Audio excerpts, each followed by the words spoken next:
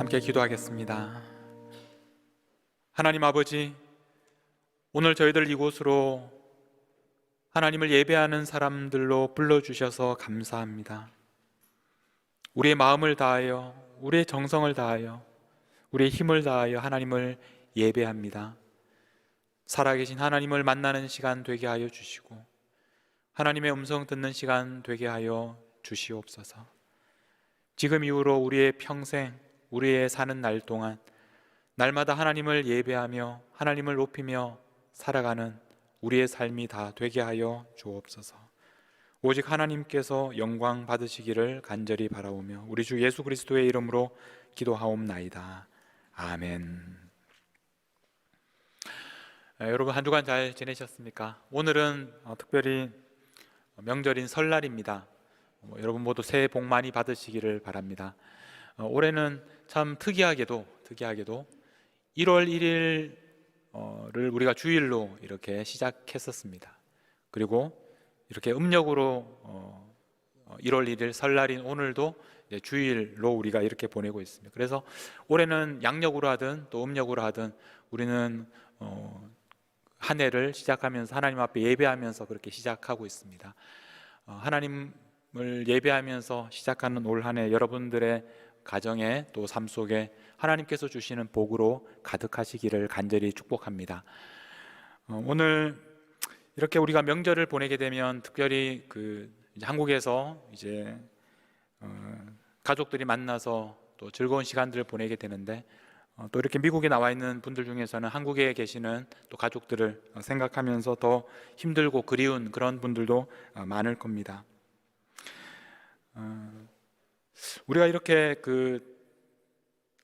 특별히 이런 시간일수록 옆에 있는 사람들에게 우리의 손을 내밀고 우리가 함께 서로의 손을 잡아주는 것이 얼마나 귀한 일인지, 우리가 이런 설날에 함께 모여서 예배할 수 있는 공동체가 있다는 것, 또 목장이 있어서 그 안에서 사랑을 나눌 수 있다는 것이 얼마나 귀한 일인지 모르겠습니다.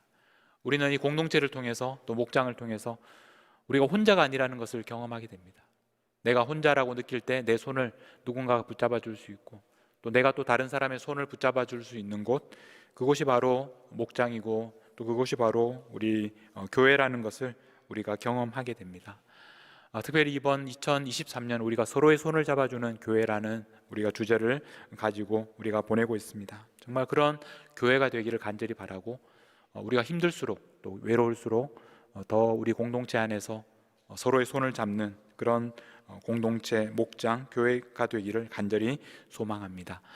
오늘 우리가 읽은 말씀은 사도 바울이 에베소 교회 장로들에게 마지막으로 주신 그런 말씀입니다. 에베소에서 목회를 하던 사도 바울이 이제 에베소를 떠나서 여러 선교 여행을 마치고 예루살렘으로 돌아가게 되었습니다. 바울은 이제 그들을 떠나면서 자신이 떠나게 되면 어떤 일이 일어날지에 대해서 그들에게 미리 말씀을 하고 있습니다. 29절 말씀에 보면 내가 떠난 후에, 바울은 자신이 떠난 후에 어떤 일이 일어날 것인지 이렇게 말합니다. 사나운 이리가 여러분에게 들어와서 그 양떼를 아끼지 않을 것이다. 그러니까 에베소 교회를 양떼라고 그렇게 비유합니다. 그 양떼를 이리가 들어와서 해칠 것이다, 그렇게 말씀을 하고 있습니다. 그런데 이것이 전부가 아닙니다. 30절에 보면 또한 여러분 중에서도, 굉장히 놀랍고도 무서운 말씀입니다. 여러분 중에서도 제자들을 끌어 자기를 따르게 하려고 어그러진 말을 하는 사람들이 일어날 줄을 내가 아노라. 바깥에서 이렇게 이리가 들어오는 것뿐만 아니라 우리 안에서도 바울이 지금 장로들을 불러서 하는 그 장로들 가운데에서도 제자들을 자기를 따르게 하려고 어그러진 말을 하는, 잘못된 가르침을 주는 그런 사람들이 일어날 것이다. 자신이 떠나면 외부에서 적들이 공격할 것이고 뿐만 아니라 여러분 중에서도, 그 내부에서도 적들이 나타나게 될 것이다. 바울은 누구보다 이 사실을 잘 알고 있었습니다. 자, 그러면 바울이 떠나지 않으면 아무 문제가 없을 겁니다. 근데 바울은 떠나야 했습니다. 바울은 그들과 함께 지내고 싶었지만 그렇게 할 수 없었습니다. 왜냐하면 바울이 예루살렘으로 가야 하는 이유에 대해서 22절에 보면 이렇게 말씀하고 있습니다. 보라, 이제 나는 성령에 매여 예루살렘으로 가는데 거기서 무슨 일을 당할는지 알지 못하노라. 바울이 예루살렘으로 가는 이유가 무엇입니까? 바울이 자신이 원해서 가는 것이 아니라 성령에 매여, 성령이 바울을 끌고 예루살렘을 향하여 가시는 것입니다. 성령께서 바울을 에베소 교회에서 예루살렘 교회로 이렇게 떠나게 하셨는데, 그러면 에베소 교회는 어떻게 합니까? 에베소 교회를 위해서 성령께서 준비하신 것이 있습니다. 그것이 바로 28절 말씀입니다. 28절 말씀에 보면 여러분은 자기를 위하여 또는 온 양떼를 위하여 삼가라. 장로들에게, 에베소 교회 장로들에게 하시는 말씀입니다. 그러면서 성령이 그들 가운데에서, 그 양떼들 가운데에서 여러분을 감독자로 삼으셨다. 여기서 이 여러분을 이라는 표현이 강조된 표현입니다. 여러분, 그 양떼들 가운데서 바로 당신들을, 여러분들을 감독자로 삼으셨다. 그들을 감독으로, 그들을 장로로 삼으셨다. 왜냐하면 그들을 통해서 하나님이 자기 피로 사신 교회를 보살피도록 하시기 위해서. 이것이 바로 성령께서 하신 일이라는 것입니다. 성령께서 사도 바울을 에베소 교회에서 예루살렘 교회로 데리고 가십니다. 그리고 에베소 교회를 위해서는 그 성도들 가운데 장로들을 세우셨습니다.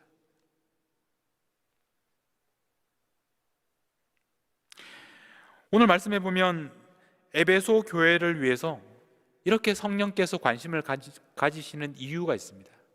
그것이 뭐냐면, 우리 다시 28절 말씀해 보면 에베소 교회를 가리켜서 이렇게 말씀합니다. 하나님이 자기 피로 사신 교회를 보살피게 하셨다.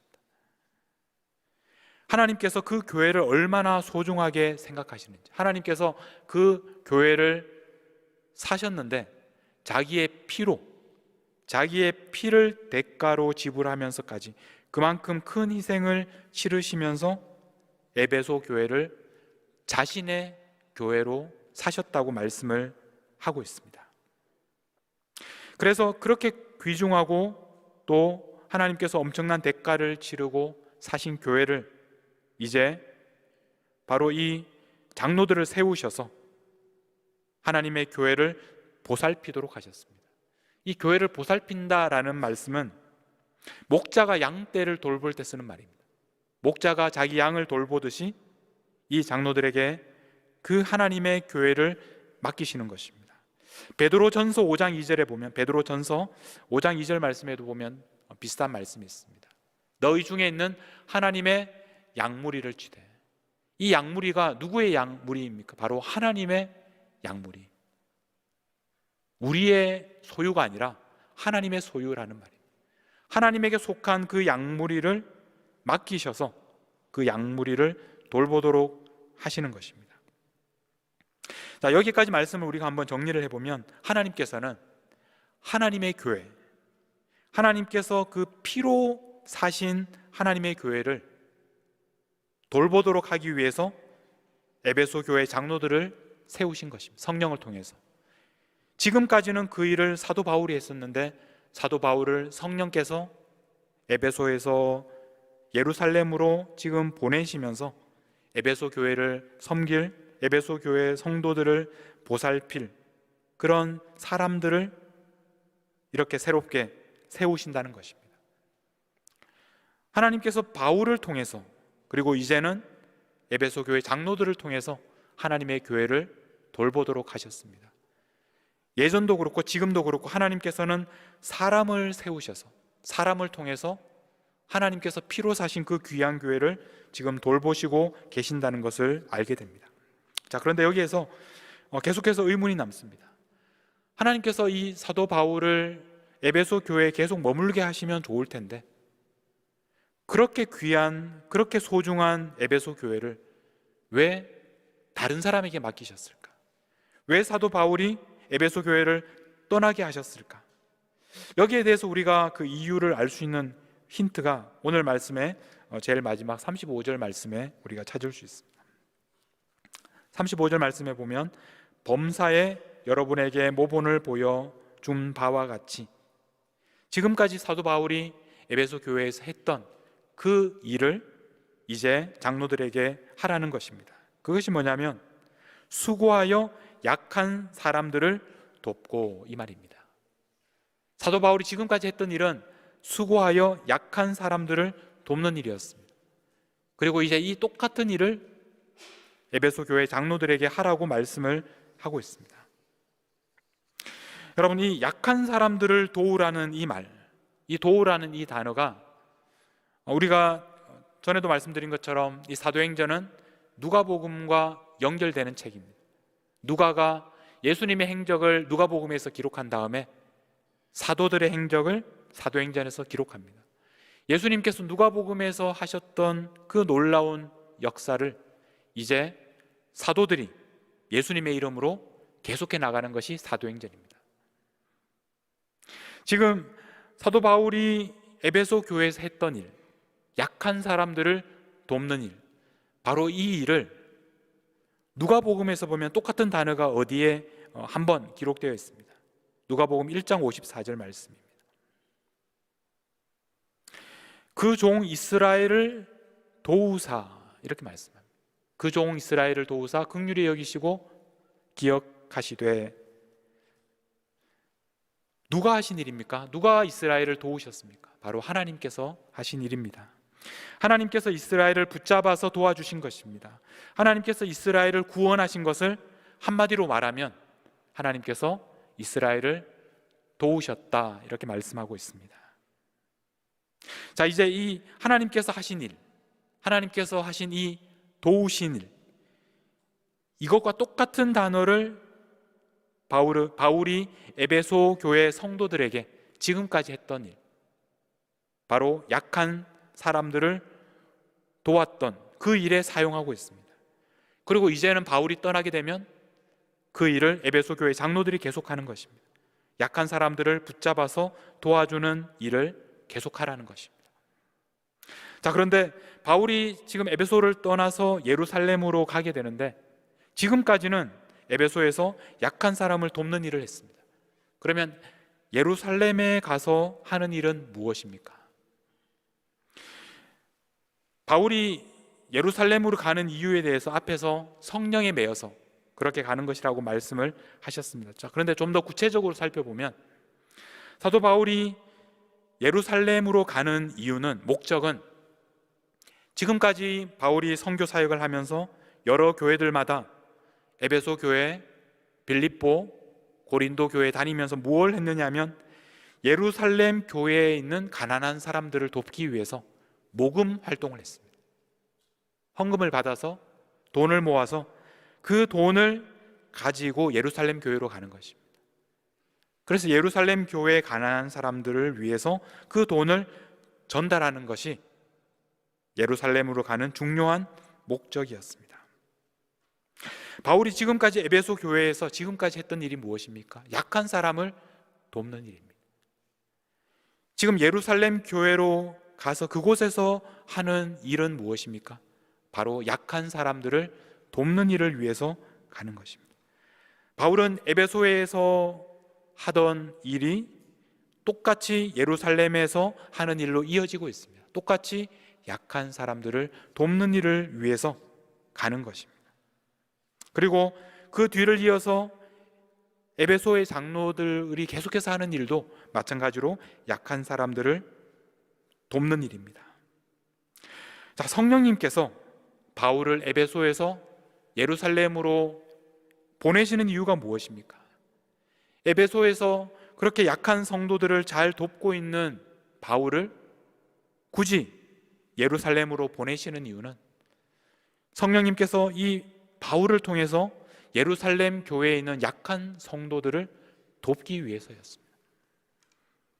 에베소에 있는 그 교회도 하나님의 교회였고 하나님께서 피로 사신 그런 귀한 하나님의 양이었던 것처럼 예루살렘에 있는 교회도 하나님께서 피로 사신 너무나 귀한 하나님의 양들이었기 때문에 하나님께서는 바울을 이제 에베소에서 예루살렘으로 보내시는 것입니다. 바울은 예루살렘을 향하여 떠나면서 자신의 그런 사역을 정리하면서 에베소 장로들에게 부탁하기를 예수님의 그 말씀을 전하면서 예수님께서 친히 말씀하신 바 주는 것이 받는 것보다 복이 있다, 이 말씀을 기억하라고 마지막으로 전하고 있습니다. 주는 것이 받는 것보다 복이 있다, 이 말씀을 전하면서 에베소 교회 장로들이 자신이 했던 것처럼 약한 사람들을 도우라고, 하나님이 하셨던 것처럼, 예수님께서 하셨던 것처럼, 그리고 그 에베소 장로들이 똑같은 일을 그곳에서 감당하라고 말씀하고 있습니다. 여러분이 잘 아시는 그 한경직 목사님께서 하셨던 설교 중에 이런 내용이 있습니다. 한번 슬라이드를 보여주시겠습니까? 1953년에, 그러니까 한국 전쟁이 이제 끝나기 직전에 부산에서 하신 설교 중에 이런 설교 내용이 있습니다. 제가 한번 읽어보겠습니다. 우리가 간절히 기도할 것은 우리 교회와 민족이 받는 편이 되지 말고 주는 교회, 주는 민족이 되기를 바랍니다. 현재 우리는 받는 생활을 하지만 우리가 받을 때에 마음속에 피눈물을 흘리며 받아야 할 것입니다. 왜 이런 말씀을 하고 있겠습니까? 그 당시에 한국전쟁 중이었기 때문에 모든 것이 파괴되고 교회나 또 나라 전체가 다른 나라의 도움 없이는 살 수 없는 그런 상황이었기 때문에 이런 말씀을 하고 있습니다. 그러나 우리가 받을 때 마음속에 피눈물을 흘리며 받아야 할 것입니다. 왜냐하면 우리 한국 장로교는 초대 교회 때부터 자립자영의 미풍이 계속되어 왔습니다. 그러나 해방 후 우리나라는, 우리 교회는 받는 경향이 많이 생겼습니다. 줄 수 있는 교회, 줄 수 있는 개인, 줄 수 있는 민족이 되기 위하여 분투 노력하지 않으면 아니 될 것입니다. 우리가 지금은 이렇게 받는 교회이지만 피눈물을 흘리면서 받는다는 것입니다. 그래서 우리는 줄 수 있는 교회, 줄 수 있는 개인, 줄 수 있는 민족이 되기 위하여 분투 노력하지 않으면 아니 될 것입니다. 한국교회는, 한국장로교회는 처음부터 자립의 그런 정신이 위에 세워졌습니다. 그래서 교회를 건축할 때도 선교사들의 도움을 받기보다는 교인들이 한 푼 두 푼 모아서 벽돌을 사서 올리는 그런 전통을 가지고 있었습니다. 1907년에 평양신학교, 처음 우리 세워진 이 장로교 신학교에서 이제 7명의 졸업생이 배출이 되었습니다. 1907년에. 그러니까 그 전에는 이 한국인 목사가 한 사람도 없었습니다. 목사는 모두 선교사들이었고 한국 사람 중에서는 목사가 없었습니다. 그러다가 1907년이 되어서야 첫 졸업생 7명이 배출이 되었습니다. 그 중에는 여러분들이 잘 아는 길선주 목사님도 계십니다. 그런데 이 7명의 이 졸업생 중에서 그 중에 한 명을 그 당시에 선교지였던 제주도로 파송하는 그런 교회가 한국 장로교였습니다. 그 목사님이 바로 이기풍 선교사님이었습니다. 그래서 그분이 제주도에서 그렇게 사역을 하다가 그곳에서 돌아가셨죠. 그러다가 2년 뒤에 제2회 졸업생, 이번엔 8명이 배출되었는데 그 중에 한 분, 목사님 최관hl 목사님을 연해주 블라디보스톡으로 선교사로 파송했던 교회가 바로 한국 장로교였습니다. 이제 처음으로 생겨난 한국인 목사님들 7명 중에 1명을 파송하고 또 8명 중에 1명을 선교사로 파송하는, 너무나 가난하고 너무나 부족한 그런 교회였지만 그러나 그 가운데서도 우리가 가진 것을 나누는 그런 전통의 교회가 바로 한국 교회였습니다. 그러다가 이렇게 한국 전쟁 중에 한경직 목사님이 이렇게 피를 토하는 그런 설교를 하고 계시는 것을 우리가 볼 수 있습니다. 한경직 목사님이 이런 설교를 하신 후에 벌써 70년이 지났습니다. 그동안 한국은 너무나 눈부신 발전을 이루었고 한국 교회는 풍요로워졌습니다. 중요한 것은 정말 이 강영기 목사님 말씀처럼 우리가 줄 수 있는 교회, 줄 수 있는 개인, 줄 수 있는 민족이 되었는가 하는 것입니다. 우리가 하나님께서 우리에게 주신 축복처럼 우리가 이렇게 많은 것을 누리게 되었는데 우리가 정말 이렇게 줄 수 있는 교회, 줄 수 있는 개인, 줄 수 있는 민족이 되었는가를 우리가 다시 한번 생각해 보아야 합니다. 여러분 중에서 어떤 분들은 나 자신도 감당하기 힘들 만큼 힘들어서 다른 사람에게 주는 것에 대해서는 그럴 여유가 없고 그럴 힘이 없다고, 오히려 내가 지금 도움을 받아야 되는 그런 상황이라고 생각하는 분들도 계실 것입니다. 그런 분들은 아무것도 걱정하지 마십시오. 우리가 정말 감당할 수 없을 만큼, 견딜 수 없을 만큼 힘든 일을 겪을지라도 우리는 하나님의 교회이기 때문에 하나님께서 우리를 위하여 당신의 피를 흘리시면서까지 주님의 피로 사신 교회이기 때문에, 하나님의 교회, 하나님의 양무리들이기 때문에 우리는 하나님의 소유이기 때문에 걱정할 필요가 없습니다. 염려할 필요가 없다는 것입니다. 하나님께서, 성령님께서 우리를 위하여 필요한 사람들을 보내주셔서 우리를 도와주실 것입니다. 그러므로 걱정하지 마십시오. 우리가 어떤 상황에 있더라도 낙심하지 마십시오.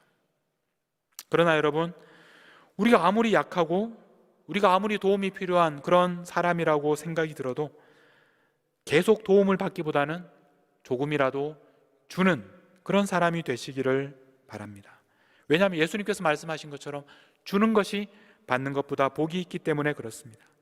한경기 목사님 말씀처럼 줄 수 있는 교회, 줄 수 있는 개인, 줄 수 있는 민족이 되기 위하여 분투 노력하시기 바랍니다. 우리가 아무리 약해도 다른 사람에게 줄 수 있는 것이 있습니다.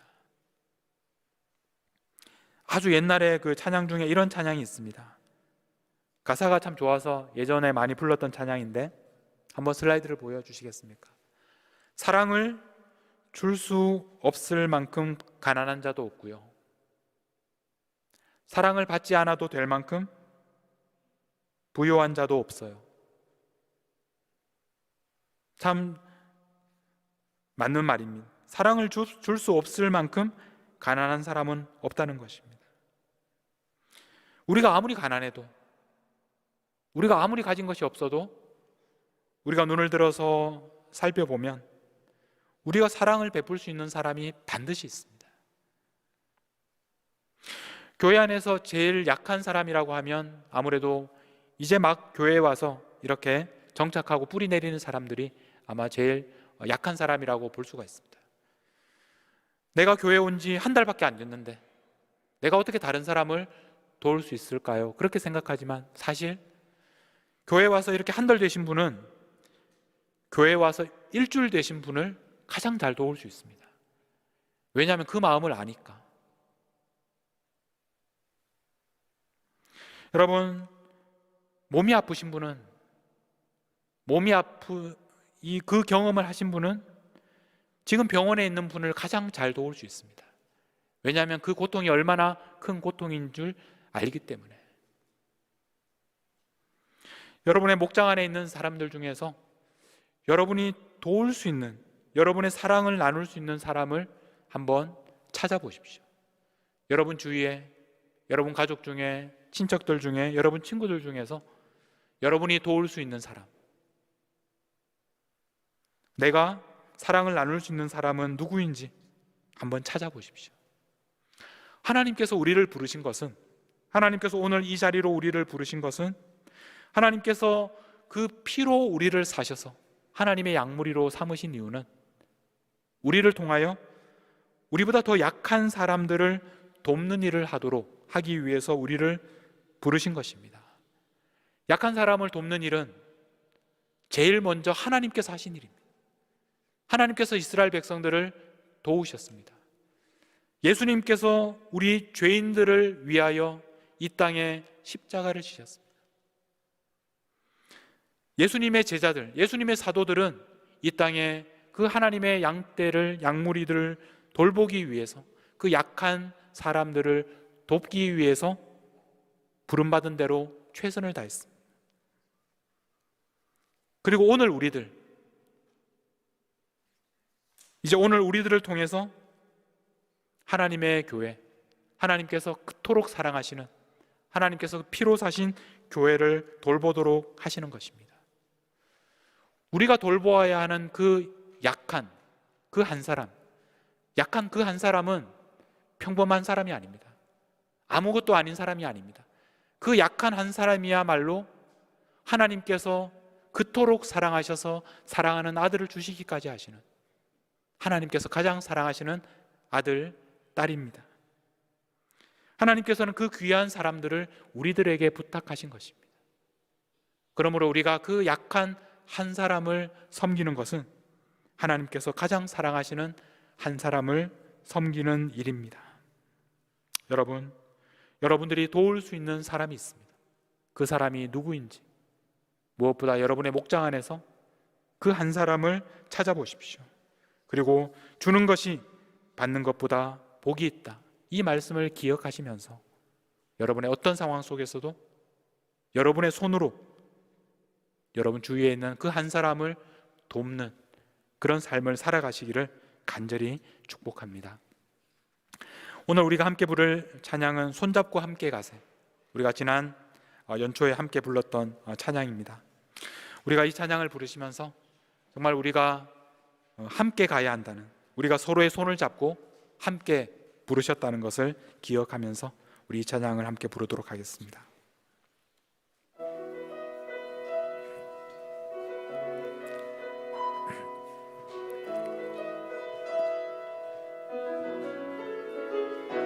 우리 걸어가는 이 길이 결코 처음 밟는 길은 아니야.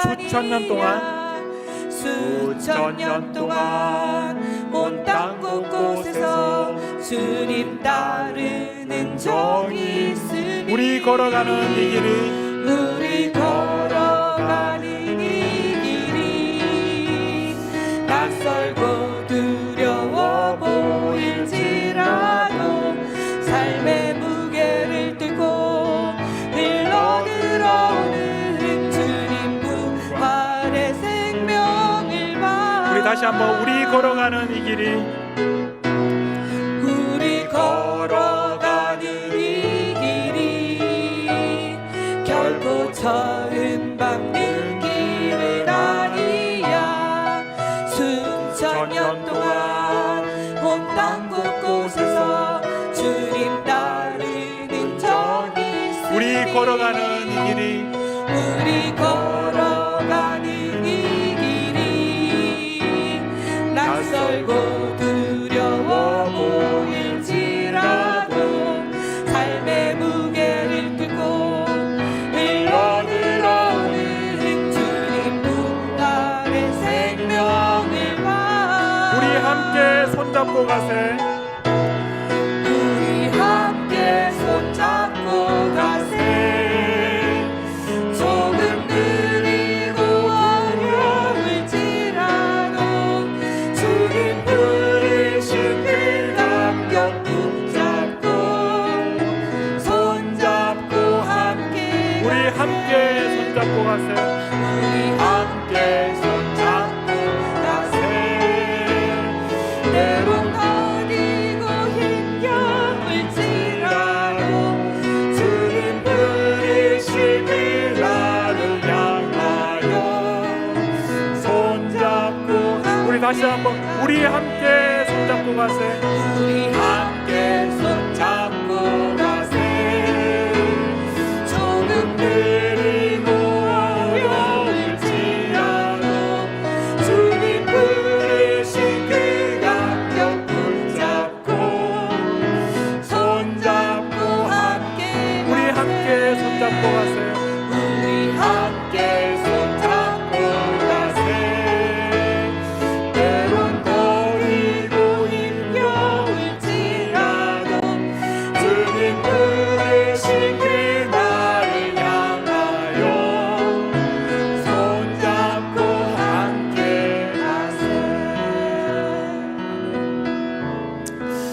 함께 기도하며 나아가실 때 우리 이렇게 손잡고 함께 가야 할 그런 사람들이 누구인지 한번 생각해 보십시오.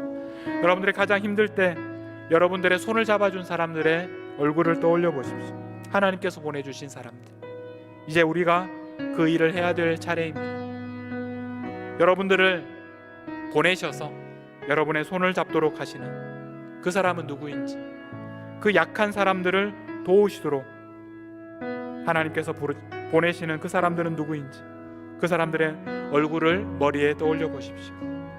이제 사도 바울이 걸었던 것처럼, 그리고 수많은 믿음의 선배들이 그랬던 것처럼 우리가 그 길을 함께 걸어가기를 원합니다. 그 부르심에 순종하며 살아가시기를 바랍니다. 우리 함께 기도하며 하나님 앞에 나아가도록 하겠습니다. 함께 기도하겠습니다. 하나님 아버지, 저희들을 이렇게 불러주셔서 약한 사람들을 붙잡아주게 하시니, 약한 사람들을 돕는 일을 위하여 저희들을 보내시니 감사합니다. 하나님, 우리의 눈을 열어주셔서 우리가 손잡아 주어야 할 사람들을 보게 하여 주시옵소서. 주님께서 우리의 손을 잡아주신 것처럼 주님께서 우리를 보내주셔서 이제 우리가 손을 잡아야 할 사람들을 보게 하여 주시옵소서.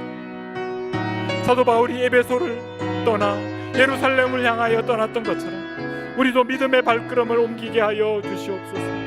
하나님께서 우리가 손잡아 주어야 할 사람들 그 얼굴을 보게 하여 주시옵소서. 믿음의 발걸음을 옮기게 하여 주시옵소서. 우리를 통하여 그들의 손을 붙잡아 주시고 지금 가장 힘든 시간을 보내고 있는 그들의 손을 잡아 함께 주님의 길을 걸어가게 하여 주시옵소서. 우리 함께 손잡고 가는 우리 모두가 되게 하여 주시옵소서. 우리를 교회로 불러주셔서 우리가 함께 이 길을 걸어가게 하셨사오니 이제 믿음의 발걸음을 옮기게 하여 주시옵소서. 하나님 아버지, 우리를 사랑하셔서 사랑하는 아들을 주시기까지, 사랑하는 아들의 피를 흘리시기까지 우리를 사랑하셔서 우리를 하나님의 소유로, 하나님의 교회로 불러주셔서 감사합니다. 이제 주님께서 주는 것이 받는 것보다 복이 있다고 하신 이 말씀을 기억하면서 우리의 손으로 또 다른 사람들의 손을 붙잡아주고 그들을 일으켜주는 삶을 살게 하여 주시옵소서. 우리의 눈을 열어주셔서 성령님께서 우리를 보내는 바로 그곳을 향하여 순종의 발걸음을 내딛게 하여 주시옵소서. 우리를 도우시기 위해서 이 땅에 오셔서 십자가를 지신 우리 주 예수 그리스도의 이름으로 기도하옵나이다. 아멘.